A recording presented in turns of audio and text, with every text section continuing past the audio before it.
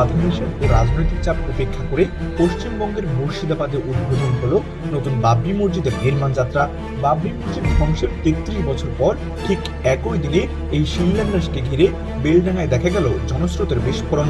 সকাল থেকেই হাজার হাজার মানুষের ঢল নেমে মার্কিমানকে পরিণত করে উত্তেজনার মহাসমুদ্রে। পরিস্থিতি নিয়ন্ত্রণে রাজ্য পুলিশের পাশাপাশি মোতায়েন করা হয় ১৯ কোম্পানি কেন্দ্রীয় বাহিনী, তবু মানুষের উচ্ছ্বাস দমানো যায়নি। সকাল 10টায় কুরআন তিলাওয়াতের মধ্য দিয়ে শুরু হয় এই অনুষ্ঠান। দুপুর করাতেই মঞ্চে ওঠেন সদ্য বহিষ্কৃত তৃণমূল বিধায়ক হুমায়ুন কবির এবং তার হাতেই স্থাপিত হয় ভিত্তিপ্রস্তর। মুহূর্তে চারদিক গর্জে ওঠে স্লোগান, নারায়ে তাকবীর, আল্লাহু আকবার। 25 বিঘার জমিতে 150 ফুট লম্বা ও 80 ফুট চওড়া মঞ্চ, 400 অতিথির আসন, 6000 মাইক, 100 জেনারেটর। পুরো আয়োজন ছিল নজিরবিহীন। দেশ বিদেশ থেকে আসে 40,000 অতিথি। মদিনা থেকেও যোগ দেন 2 খ্যাতিমান মৌলবী।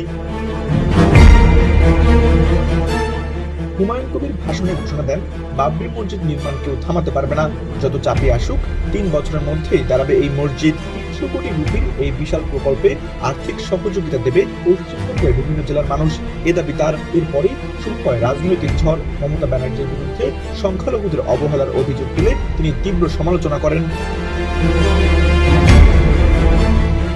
1992 সালের সেই ঐতিহাসিক দিনের মতোই 33 বছর পর আবারও বাবরি মসজিদ নামটি কেন্দ্র করে উথাল পাতাল পশ্চিমবঙ্গের রাজনীতি।